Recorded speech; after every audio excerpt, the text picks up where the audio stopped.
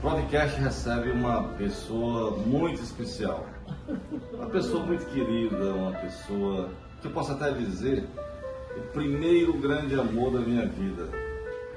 A minha convidada hoje é a Dona Raquel Carlos Lopes, uma escritora, uma mulher que estudou 15 dias na vida, uma mulher que tem hoje 90 anos e 6 meses, e esta mulher é, com muito orgulho eu digo isso, a minha querida mãe, Dona Raquel. Falar com ela um pouco da história de vida, um pouco da sua luta, das dificuldades, das alegrias. E ela, ao longo da vida, reuniu informações da nossa região e escreveu esse livro, que tem o título Entre a Doçura e a Lágrima. E a minha convidada é Raquel Carlos Lopes. Então, tudo bem com a senhora? Tudo em paz? Tudo bem. Minha filha, começar tudo de novo. Tudo de novo. Isso aqui é bom, né? O povo, muita gente, família dá muito trabalho, não sei o que. Eu criei esses filhos, eu não achei família. Não foi trabalhoso, não? Eita, mas será que a mulher de hoje tem coragem de virar de tanto de menino? Não, eu dou razão a ela. Dá razão, né? Porque no meu tempo, a gente comia feijãozinho lá no sal, era sossegado em casa. Né? E elas hoje têm que trabalhar, correr com uma joia pro filho, uma roupa bonita, não sei o que, não sei o que. Tá mais difícil o negócio, né? Muito difícil. Quando a mãe sofre para ajudar. Mas me diga uma coisa, a senhora é uma mulher feliz? Muito feliz. Porque em cada casa que eu aposto, sempre o povo gosta de apertar a minha mão. Né? E se eu derramar uma lágrima, tem que encher. Oh, coisa boa, né? Sou muito feliz. Se tivesse que viver e passar tudo que a senhora passava novamente? Passava do mesmo jeito. Eu hoje vivo aqui na casa da minha filha, já passei na casa de tudinho, 1 mês, 2, 3, 4, e ela foi aqui bastante de tempo. Tanto ela com meu esposo, o sobrinho, o Raul, que Raul, Raquel, Gustavo, a Lorete, que é uma pessoa muito importante nessa casa. Muito bem. Muito. Acho que não é só a minha, não, que ela faz muito bem. Pois olha, Dona Raquel, pois é uma alegria muito grande hoje poder fazer este bate-papo com a senhora, e mais alegre ainda em ver que a senhora está bem, está saudável, está com disposição. E se fosse para começar outro livro, começar? Eu ainda quero estudar. Eu ainda quero vestir o diploma de estudar. Oh, coisa boa. Porque quando eu me casei, eu dizia, se eu me casar há 25 anos, eu vou ser professora de freira ou enfermeira. Certo. Porque eu tinha dava para as duas coisas.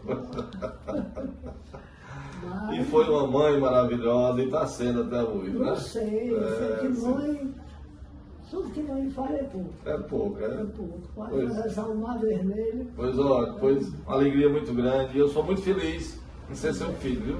Pois é. Tá bom? Pois é. É minha fonte de inspiração, Dona Raquel. Eu gostaria de saber aonde foi que a senhora nasceu? Em Biapina. Certo. Você foi em Bajara, você foi não sei. Eu sei que eu estou ali próximo de Sobral. Sei que é de Sobral.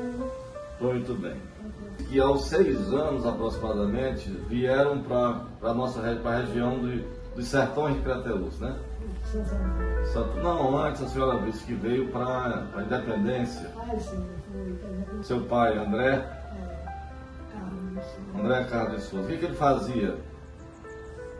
Eu acho que ele fazia tudo. Tudo, né? Ele lutava com gado, né? Soldador de gado, ele fazia tudo. Amansava boi, né? Montava em burro bravo, né? Não sei que ele fosse com ele. Ele era bom, né? O patrão dele? O patrão era o Manuel Ferreira da Ponte. Manuel Ferreira da Ponte, em Independência, né? Trabalhou em Independência, daí foi para Santo Antônio. Santo Antônio. Santo Antônio, para quem está nos acompanhando, é em cima da serra, ali à esquerda de Tucuns, em cima de uma serra. Aí subia naqueles morros, aquela ladeira, subia a pé, a cavalo. Né? Todo mundo passava lá em casa, ia pra serra. Ia pra serra. Tomar um cafezinho, né? No Santo Antônio. Muito bem.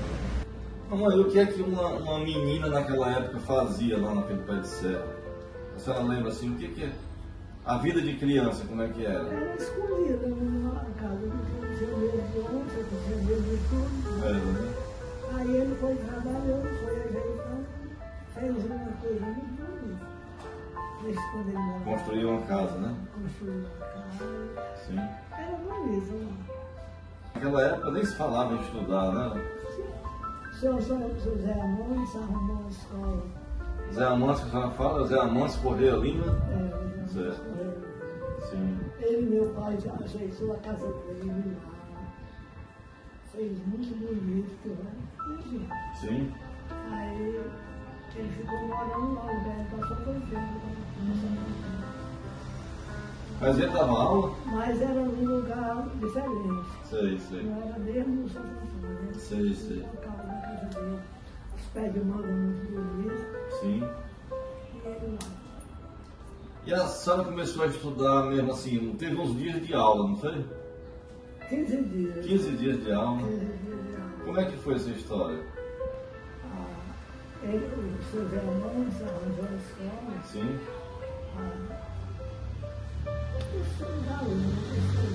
As pessoas que moravam lá, que não podiam sair, não Sim, tinha pra onde. não tinha pra onde, né? Não tinha pra onde. Sim. Aí ele que arrumou a Terezinha. Certo. Terezinha Correia. Correu. Sim. Aí ela passou só 15 dias. Certo. Aí só para as pessoas entenderem, a Terezinha era mais nova do que a senhora, só que ela já estudava em Crateús, né? Já sabia alguma coisa, né? Já sabia alguma coisa. E aí começou a dar aula para vocês. Aí começou a dar aula esses 15 dias. Na aula de 15 dias era muito fraca. É verdade. Aí nós não aguentava lá, porque era muito esquisito, né? Sei. E ela queria sair, se divertir, não podia, né? Sei. Aí que deu certo. Mas o que a senhora aprendeu nesses 15 dias? Deu para aprender o quê? Nada, eu posso dizer, porque como que eu podia...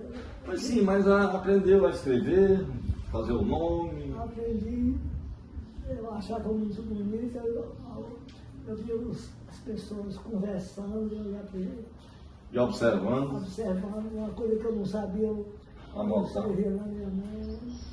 Isso aí, estou aqui. Né? Certo. Mas depois desses 15 dias não teve mais uma outra sala de aula? Só minha inteligência, o que eu via, eu passava, ninguém tinha condição de ir dentro de casa. Sei. O velho tinha um ciúme dobrado. E eram as caboclas bonitas, né? É? Mais ou menos. Mais ou menos, né?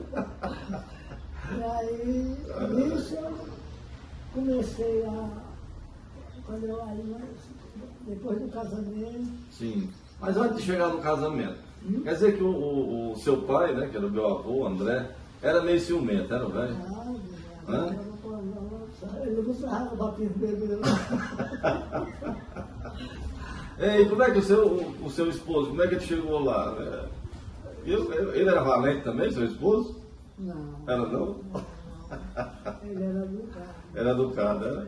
Ah, certo. Mas nós já tínhamos se encontrado Sei. no casamento, Ah, porque eu sempre fui testemunha. certo. Mas aí, o divertimento que tinha uma jovem naquela época, qual era? Era que só fazia um fogo no meio do terreno e você sentava tudinho, Conversando. conversando. A vizinhança? Tinha uma vizinha. Tinha não, né? Só a família mesmo. Só a família mesmo. Porque, Quantos irmãos, mamãe? 10 irmãos. Hoje só tem a senhora e o tio Manuel. O tio Manuel. Verdade. Pois sim, aí até que conheceu o seu esposo, né? Até que nas missas, às vezes ela ia para uma missa. Né? Tá com música comprido da história. Não, mas vamos conversar um pouquinho aqui, falar um pouco dessa história. Quando terminou o casamento, eu estava lá, né? Sei. Ele foi testemunha do noivo e eu fui testemunha Da do noiva. noivo. Sim, sim. Mas eles se conheceram, né? Mas aí começou a paquerar com a senhora, filho. Não, que nada. Era só foi no pensamento. No pensamento, É, certo. que foi, né? Aí ele, quando terminou o casamento, era tudo muito assim.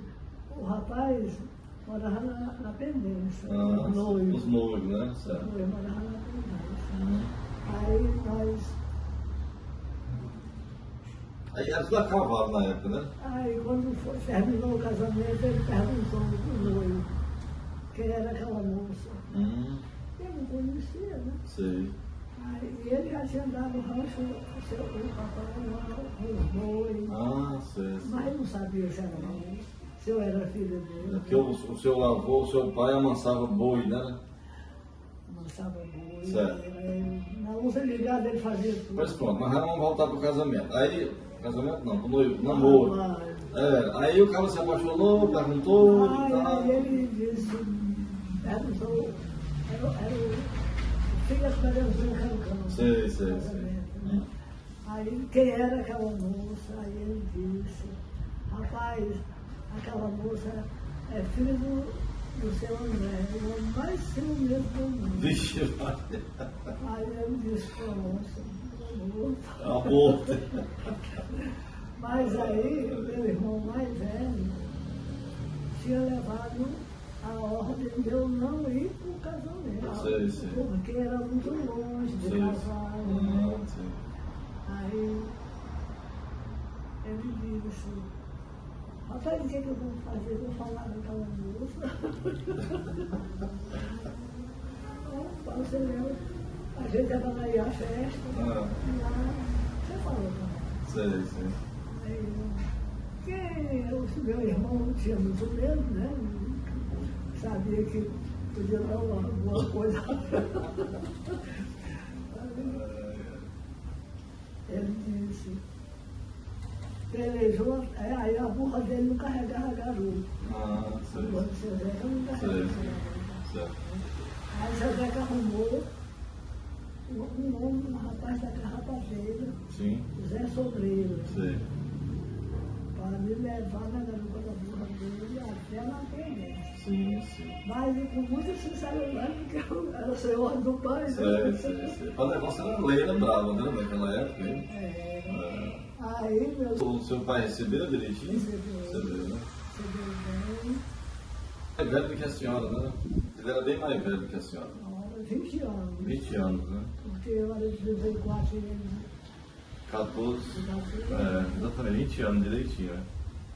Muito bem, eu só sei que resumindo aqui a história, casaram, certo? Sim, aí, meu senhor, ele mandou uma carta, quem fez foi o Miguel Félix, lá do Lago do Céu, Sim. ele era delegado, Sim, Miguel. sei. E meu pai só confiava, Deus me livre até hoje, uma viagem qualquer, se fosse para o Miguel Félix, que era o Miguel, que ele chamava-se Miguel. Sei. Sim, na França, lá.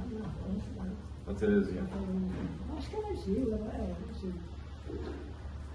E assim, meu senhor fez uma carta muito bem feita, pedindo para o casamento. Sei. E lá não deixava de morar muito tempo. Isso aí que fazendo. Quando nós chegamos lá em casa, nós subimos naquela ladeirinha. Sei. Miguel Félix era testemunha, a mulher dele. E lá, quando nós chegamos lá, o velho tinha preparado o almoço, a coisa mais importante. Sim. Escolha. E eu tinha feito uma surpresa para o casamento civil. Nós fazemos página para ele. Sim. Quando chegamos no São Francisco, o juiz estava lá. Ela estava lá. Meu nome Zé Monte. Zé Monte. Acho que era Zé Monte, que era o juiz. Estava lá com a equipe dele. Tudo bem afiado, tudo bem ajeitado, mas naquele dia não sei quem estava sentindo vontade. Tá vendo? Aí quando nós descemos, seu Zeca fretou o carro, o mesmo carro, As queimadas. Quando eu chego lá, outra surpresa. A madrinha sobreira, Sim. essa Sei, pequena sei. sobreira, tinha preparado um jantar, um café, uma coisa que estava muito bem organizado Para receber vocês, para né? receber as coisas. É sempre uma família muito querida, né? Da madrinha sobreira e família, né? Ai, meu Deus, eu não sei como é, porque a madrinha sobreira era uma segunda mãe de seu Zé. Ele fez uma atenção muito grande a ela.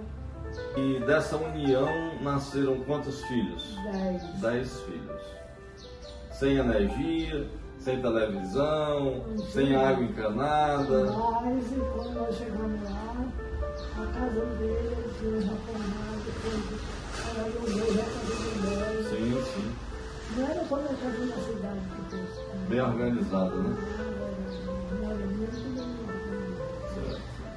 Aí, muita gente achava que eu ia morrer muito depressa, muito de novo, porque era um rapaz, sabe? Sei, sim. Não era bem de saúde. E no caso, O cabo era vivedor, não era? não, mas aí eu fui empresário, Sei. 10 filhos. mas criei 7. Criou 7, né? Morreu 2, e fiz uma mulher. Sim. Então, Agora, mamãe, eu queria só perguntar aqui uma coisa para a senhora. Naquela época, como é que a mulher fazia uma prevenção naquela época? eu não sabia não o que Não era. sabia nem o que era prevenção. Não sabia nem o que era Deus, não sabia o que era prevenção. Era, né? Sim, outra coisa. E os partos, como é que eram feitos? Era feito em casa. Quem não podia ir para a cidade. Você não Eu tinha... só tinha um médico, mas era o Leonardo. O médico era o doutor Lavo Cardoso, né? Aí ele ia fazer parte nada para você.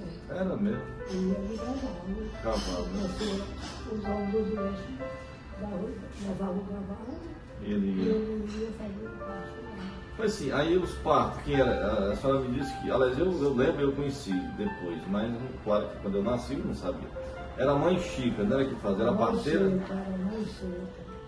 A mãe Chica foi mãe das poucas queimadas sobre. Ela era a parteira. Ela era, naquele dia não podia chamar assistente social, né? É. Não sabia nem o que era assistente. Exatamente. Mas ela era uma velhinha, Ela ajudou muita gente, né? Muitas mulheres, né? Ajudou muitas mulheres, né? ajudou demais. Agora, outra coisa que eu queria lhe perguntar também, a senhora já me contou um pouco dessa história, mas essa história sempre me trouxe assim, uma certa curiosidade e uma atenção. Hoje as pessoas morrem, tem o plano funerário, que a funerária vai lá e resolve tudo, deixa tudo no ponto. A senhora me contou que quando chegou nas queimadas, que a senhora chegou em 1958, quem fazia os caixões era o seu Zé Joaquim. E a senhora começou a ajudar ele, não foi? Conta um pouquinho dessa história. Era muito engraçado. Era o seu Chico Camilo, Sim, era o seu Zé Joaquim. sim. Agora eu não estou lembrado quem era o outro. Morria a pessoa na garrafa-feira, naquele lugar. Você sabe. Distante. Tentando fazer em cima do Santo Antônio de Lá. No estocum, de todo jeito, né? Pois é. Era. Que... Aí ia lá pro seu Zé Joaquim fazer o caixão. Era e o Francisco. E o O Francisco. Zé Joaquim e o Francisco. E o seu Chico Aí, Camilo. ele dizia. Aí eu cheguei lá, um dia ele disse, eu vou visitar hoje a funerária lá no seu Zé Joaquim. Aí quando eu cheguei lá, rapaz, ele enfeitava, aí eu comecei a ajeitar as tirinhas para enfeitar o caixão. Sim. Sabe? E nisso eu. Foi criando gosto, né? Criando gosto. Aí quando ele começava a morrer, o velho dizia, olhava lá pro caminho e dizia, ô, mas ela hoje não veio não. Pois é, mas uma coisa que me chamou a atenção é porque, veja bem, hoje você vai, paga um plano funerário e quando você morre tem toda a assistência. Aí a senhora me disse que o seu Zé Joaquim chegou para as famílias das pessoas e dizia assim, olha, vocês tragam, quem puder, traz um pedaço de madeira e vai deixando aqui, tipo assim, como depósito, porque quando aí começou a morrer mais gente, a população começou a aumentar e chegava o ponto de não ter madeira pronta para fazer o caixão. Aí as pessoas doavam uns toros de madeira e que quando morria um podia ser da família daquela pessoa ou não, mas ele já tinha madeira para fazer o... Não é verdade? É assim? Aí eu comecei a ajudar ele. Aí quando morreu uma pessoa, ele ficava muito alegre quando via eu chegar. Eu ajeitando a asteirinha e eles pregando, sabe? Era enfeitar o caixão, cobrir com aquele pano, né? Para cobrir o preto, o marrom. Da forma. Era uma madeira, um pano roxo. Esse aqui, antes que eu tomei conhecimento, as pessoas eram tão, a condição era tão pouca que muitas vezes eles enterravam as pessoas na rede. Na rede. E às vezes a pessoa era tão pobre que nem a rede podia deixava nem só um pouco. Podia deixar. Aí levava fazia a rede de volta, não é verdade? Era. Muita gente deixou ele lá, deixava voltar o porquinho da fruta. Trazia a rede. Eu só podia botar um paninho, uma coisinha no rosto. Certo. Bom, então vamos lá. Passando essa fase aí da funerária, eu já disse que hoje o meu prazer grande é de conversar com essa mulher, porque essa mulher é minha mãe, porque eu tenho um carinho muito grande e devo a ela o que sou hoje, em termos de educação, em termos de formação, em termos de tudo que você possa imaginar que uma mãe dedica a um filho. E eu tive todo esse privilégio de poder dizer com muito orgulho hoje que sou filho dessa mulher. Eu comecei a estudar as primeiras letras lá em Graterus também, nas Queimadas, aliás, e eu lembro bem que chegava uma visita lá em casa e ela pegava uma lata de óleo Pajeú, que era para mostrar para as pessoas que eu já sabia decorado o que tinha naquela lata de óleo Pajeú, né? A senhora lembra disso? A senhora com muito orgulho, o menino aqui já sabe ler, aí trazia a lata de óleo Pajeú, que era para mim dizer o que estava escrito na lata. Queria que eu fosse padre, me colocavam para assistir a missa do Padre Zezé, e quando ela procurava eu tinha escapulido, daqui a pouco ela me trazia de novo e era aquela confusão, e eu parece que não queria ser padre não, é verdade, é, dona Raquel? Mas aí, a senhora lembra um pouco dessa história, como é que era na época? Eu sei que eu dizia, eu estava aí na academia de madeira, ele se sentava para assistir a missa, assistia o programa do Padre Zezé. O Padre Zezé, explicando para as pessoas, era o Padre Bonfim, né? Era Zé Maria Moreira do Bonfim. Zé Maria Moreira do Bonfim. Exatamente. Pode contar, fica à vontade. Aí eu dizia, meu filho, venha se sentar aqui, eu falei como eu hoje na novela. Aí o Padre Deus dizia, mamãe, eu digo, meu filho, eu queria que você vá ser um padre, meu filho, que eu acho tão bonito. Eu não quero ser diabo de padre. Aí eu dizia, oh, meu filho, vai ser um pecado no Senhor, e eu me importo. Mas olha, aí você vê como é que é a vida. De qualquer maneira, eu não fui padre, mas sou católico, sou um admirador da igreja, católica. Ele ia se confessar, a primeira comunhão dele foi com o Padre Bonfim. Aí o padre disse, menino, meu filho está assim, você confessar seus pecados. Quais seus pecados? Eu nunca tinha contado essa história. Aí ele disse, padre, o senhor é padre, o senhor observa meus pecados, o senhor sabe muito bem o que é os pecados do jovem. Sim. Aí ele riu, ele me contou essa história lá no circuito. Sei. A menina é danada, rapaz. Eu mandei contar os pecados e ele disse que eu, como padre, sabia observar os pecados do jovem.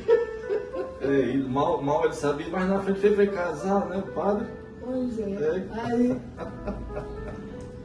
acontecia qualquer coisa na igreja, de madeira, ele ia bater lá em casa e pedir seu Zeca. Aí seu Zeca dizia, padre, por que você não mandou uma pessoa? Eu disse, não, eu mesmo queria vir dali para cá, né? Sei. Aí ele disse, você sabe que o Dom Fragoso está tirando todo mundo da igreja, os sons, e vestindo a batina para andar de calça. Ele disse, Zeca, mas eu morro com minha batina. A gente conhece o vaqueiro, é pelo gibão. É pelo gibão. E assim é Pela batina. Pela batina. Foi o primeiro que casou. Nós falamos no início que a senhora estudou 15 dias. E destes 15 dias, ao longo da vida, a senhora foi se aperfeiçoando, foi se aprimorando, até já agora em 2022, por aí, lançar este livro, que tem o título Entre a Doçura e a Lágrima. E este é o motivo principal do nosso bate-papo hoje aqui, com a dona Raquel, essa escritora, que é exemplo de outra Raquel, né? Outra Raquel que foi muito famosa, Raquel de Queiroz. Mas essa Raquel, a nossa Raquel aqui do nosso Pé de Serra, também tem uma história de muita superação, de muita dificuldade. Aqui, está dizendo aqui, o meu amigo Davi, que foi quem organizou o livro, né? Juntamente com o Rodrigues Neto, Raquel e tantos outros, a família. Ela diz aqui que ela estudou 15 dias, foi tudo. Aprendeu a ler e escrever. O que veio depois foi a luta de um coração de escritora sempre a bater em seu peito. Raquel se deslumbra com a vida, como artista que é, no sertão cearense, numa época de sofrimento e dificuldades na luta entre o homem e a natureza inóspita. Ela encontra, com lápis e folhas de papel, o caminho para trazer ao mundo dos homens aquilo que seu altivo espírito lutava para traduzir. Descreve então o sofrimento da vida no sertão, mas sem esquecer as alegrias. Descreve a luta para criar família numerosa, sem esquecer do quão divino é ser mãe. A fé do nordestino, a coragem, a força, a insistência, nada passa desapercebido ao olhar de Raquel. São essas mesmas características que nela vão lhe permitir encarar os mesmos problemas que tantos escritores antes enfrentaram e que, na sua forma simples, ela nos apresenta suas soluções. Esta é a dona Raquel, a nossa convidada de hoje, aqui no Provecast. Eu tenho muito orgulho de falar com esta mulher, com esta mãe, com esta filha, com esta vó, bisavó, esta pessoa maravilhosa. Agora, dona Raquel, como foi que surgiu a ideia de começar a escrever? A senhora pensava em se transformar num livro que a senhora vinha escrevendo? Como é que foi isso? Pois é, esse aqui eu comecei, eu vim de Crateúde, da Ceimada, mas o Edmilson, lá no caminho ele me perguntou, mamãe, eu achei uma cadeirinha da senhora, que eu nesse tempo nem mala, só era mala, não tinha guarda-roupa. Não tinha nada. Aí, foi a senhora disse, quem foi que escreveu? Ele disse, foi eu. Você foi bonito nas minhas coisas, hein? Aí ele disse, porque eu achei muito bonito.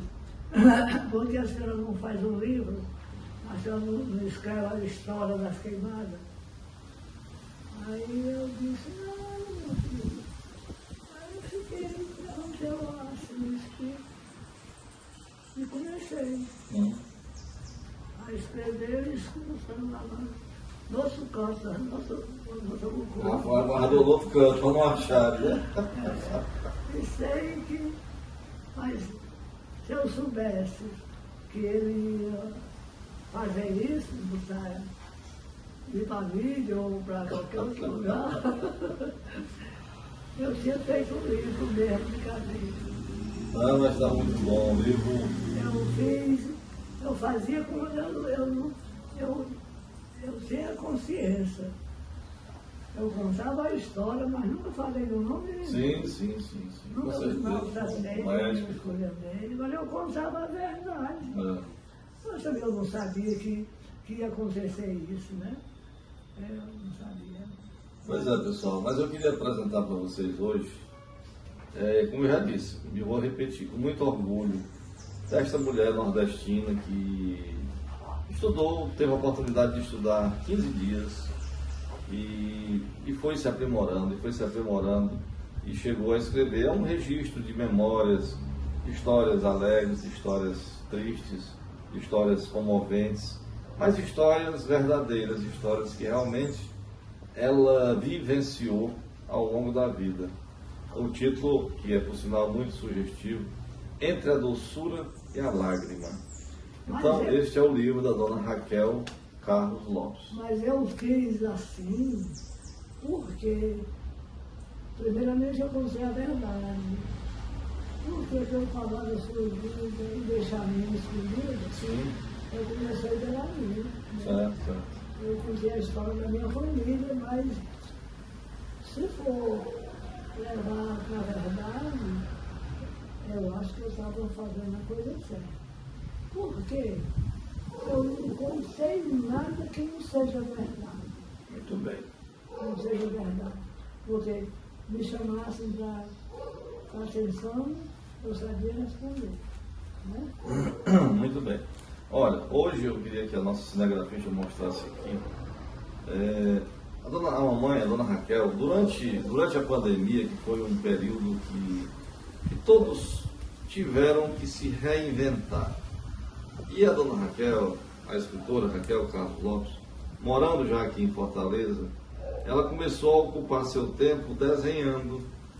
E eu já disse aqui a idade dela, 90 anos, hoje 90 anos e 6 meses. E ela começou a desenhar. Uma sobrinha, Raquel, trazia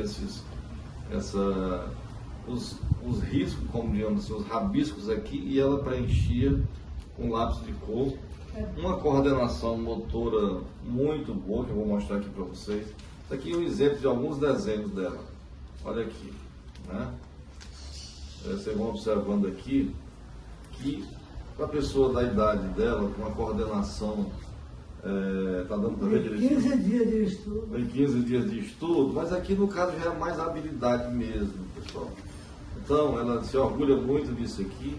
E cada um desenho, ela conta um pouquinho da história, fala um pouquinho daquele desenho, e é muito gratificante. E ela preencheu o tempo, está aqui o cavalinho, que ela gosta muito, ela desenhou até aqui a comidinha para o cavalinho, né? Ela fez tudo isso, flores, gosta muito. Muito bem, deixa eu mostrar aqui mais. Tem um que eu gosto muito, que é a tartaruga, está mais ali na frente, esse aqui é muito bonito também. Essa mulher é muito bonita, né, dona Raquel? Uhum. Deixa eu ver aqui, cadê a tartaruga? Falei, vai chegar nela. Passou não? Tartaruga, não apareceu a tartaruga ainda? Não é possível que a tartaruga foi embora. Pois não.